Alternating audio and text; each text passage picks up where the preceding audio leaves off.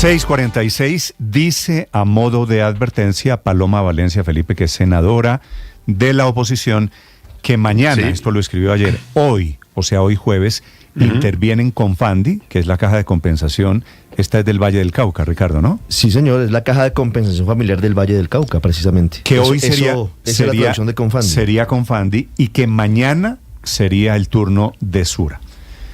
Si llegan a ir por las cajas de compensación, Felipe, si lo que pasó con la nueva EPS, de la que son accionistas cajas de compensación, no multinacionales del crimen, accionistas no mayoritarios, no mafias de corrupción, sino cajas de compensación, quiere decir usted y yo y los trabajadores. Si eso es así, Felipe, esta pelea ya es en un tono diferente.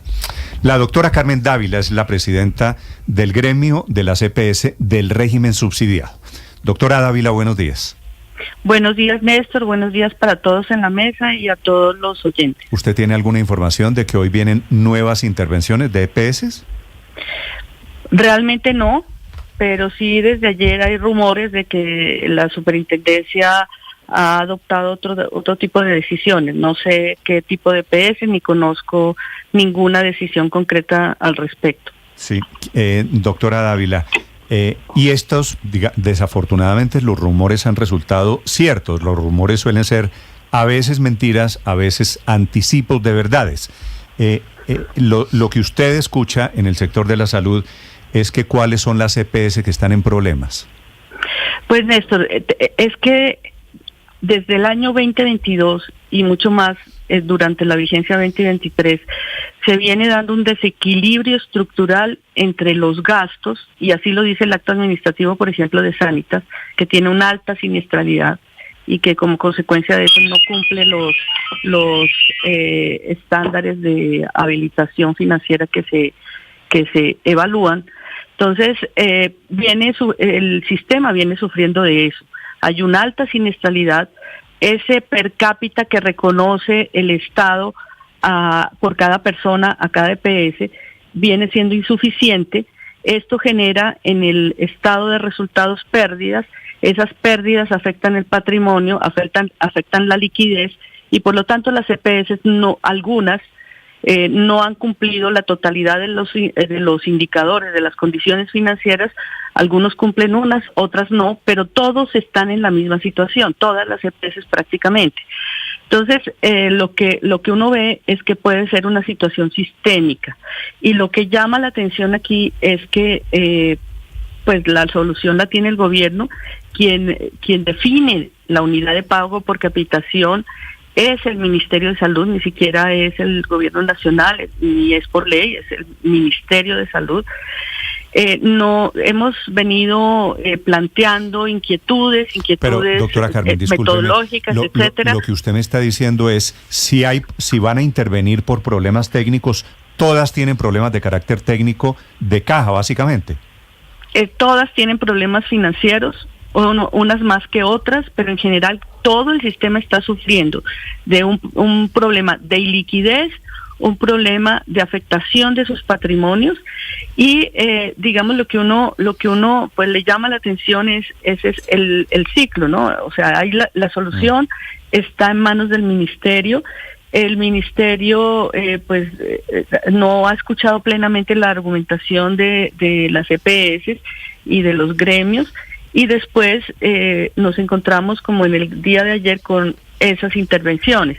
Entonces, pues obviamente hay una preocupación de las organizaciones, hay una preocupación de todo el sistema en su conjunto, porque esta es una cadena de proveedores, de suministros, de prestadores, y sin duda preocupaciones máximas de los usuarios y pacientes. A ver, doctora, sobre esos indicadores, doctora Dávila, quisiera preguntarle, ¿cuánto es la deuda que tienen las EPS hoy? Que este es uno de los argumentos del gobierno, que hay un desequilibrio porque tienen una gran deuda y se gastaron, es lo que ha dicho el presidente Petro, en público, en privado, en discursos, en Twitter, que se gastaron las reservas técnicas a las que están obligadas como aseguradores.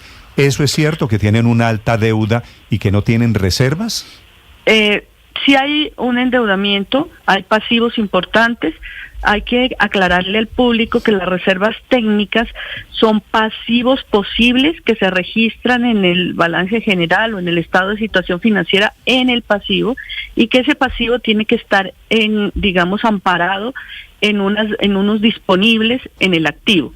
Entonces, lo que pasa cuando los ingresos no son suficientes y el gasto es creciente es que esa liquidez que debe estar en el activo no siempre es suficiente para respaldar esas reservas técnicas que todavía no son deudas ciertas, pero podrían llegar a serlo. Entonces, sí es una situación que se está presentando en varias EPS, y la razón es que los ingresos de la prima no son suficientes. Se ha venido argumentando que dudas sobre la metodología y observación, más que dudas, observaciones, y creo que pues ha llegado el momento de que se tengan en cuenta, que se pueda mirar, no en reuniones donde se presentan, se hacen presentaciones generales, sino ya mirar el tema con todo el rigor del detalle. De ninguna manera se puede aceptar que las pérdidas y ese desencaje de la disponibilidad se pueda catalogar como un desvío de recursos. Pues eso no es posible en el sistema actual, que tiene varios controles, y obviamente eso no va a pasar. 12 billones de pesos no se pueden fugar del sistema, no se pueden desaparecer, transitan por el sector financiero y cada transacción tiene un rastro. Entonces, pues decir que se han desaparecido unas reservas técnicas, pues realmente no obedece a la realidad. De las CPS que hoy hay, sumando las CPS del régimen subsidiado y las del régimen contributivo, ¿cuáles cumplen con los 3 requisitos que según la norma deben tener para operar? Es decir, contar con un capital mínimo, contar con el patrimonio adecuado y, hablando de lo que estábamos comentándole, las reservas técnicas. En ese panorama y en medio de la falta de liquidez,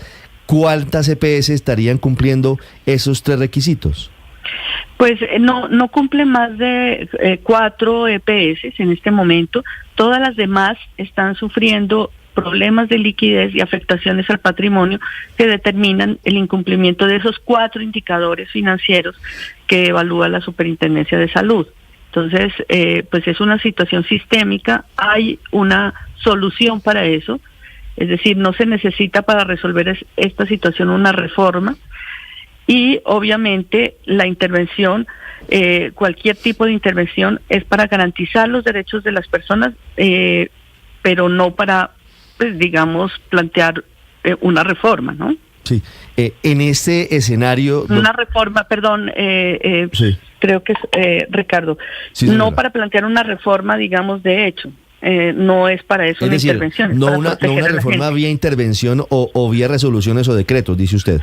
Obviamente las intervenciones son para proteger los derechos de las personas, no para plantear reformas y hacer ajustes que por ahora pues todavía no están en el marco legal. Sobre eso quiero preguntarle, doctora Carmen, porque luego de que se conoció ayer en la tarde la intervención de la Superintendencia de Salud a la nueva EPS, que además curiosamente tiene cerca de la mitad de su capital del Estado, el 49% es capital público, el presidente Gustavo Petro, a través de sus redes sociales, delineó en un escrito cuál es su plan. No sé si pudo leerlo, pero el presidente fundamentalmente lo que hace es trazar un plan con unos cambios profundos en el sistema de salud con base en las intervenciones. ¿Eso se puede hacer? ¿Eso es posible hacerlo?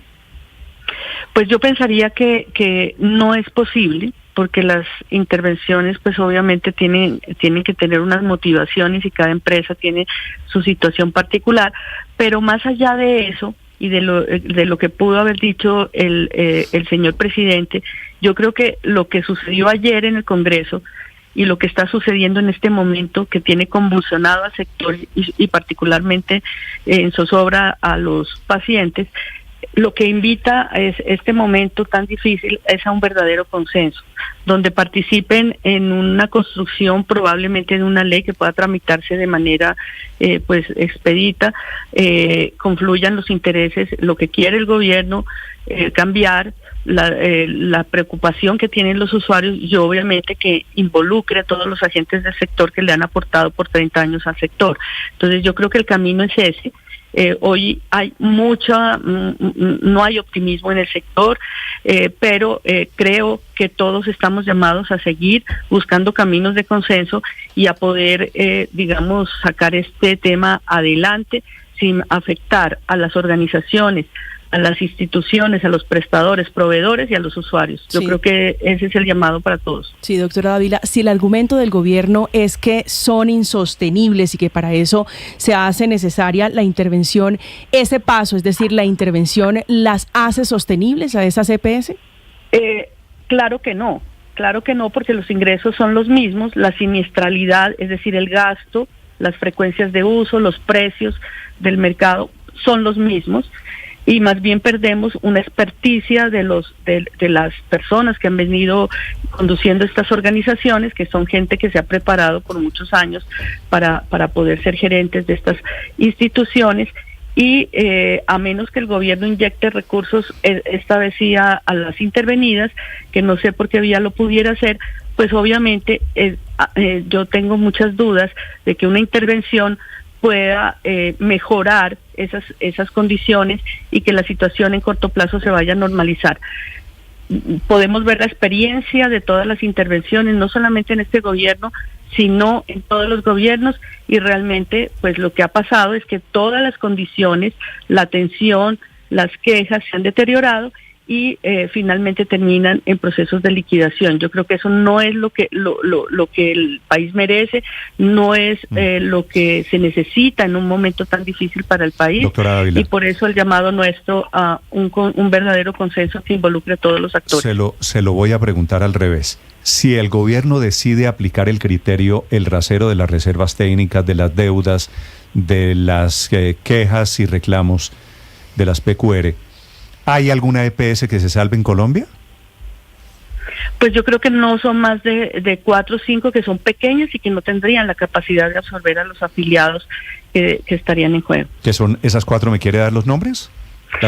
En este momento pues no tengo las cifras, yo tengo más o menos estudiadas las cifras de las 8 agremiadas que tienen fundamentalmente su presencia en el régimen subsidiado de salud, sí.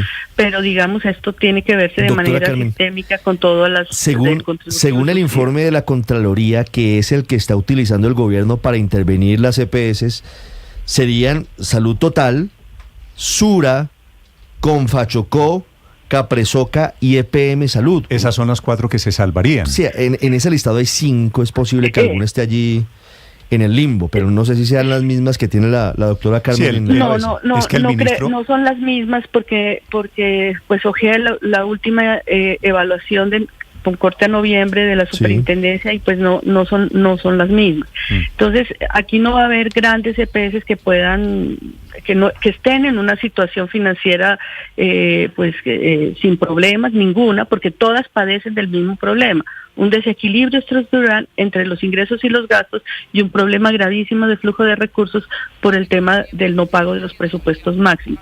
Esto deriva a que haya pérdidas, se afecta el patrimonio y no hay liquidez para soportar esas inversiones de las reservas técnicas. Entonces digamos que todas en principio estarían abocadas a estar en esta situación. Digo, claro, de 26 o 27 EPS que hay en Colombia, solamente se salvarían 5. Obviamente la siguiente pregunta es, ¿y esas 5 tienen la capacidad para recibir a 50 millones en Colombia?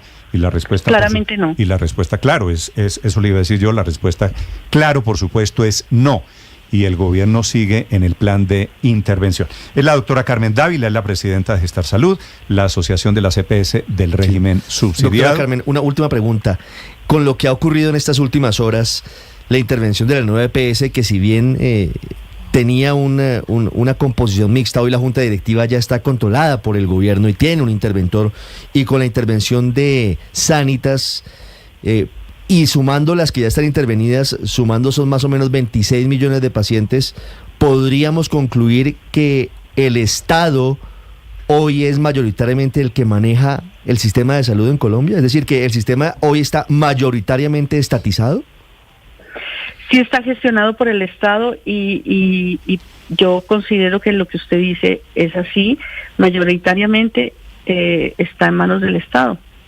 Sí, pues el gobierno ha tomado el control en la práctica, de eso se trata. Gracias, doctora Dávila, por acompañarnos esta mañana. Le deseo feliz día. Con mucho gusto, Néstor, saludos. Me repite los nombres, Ricardo, de las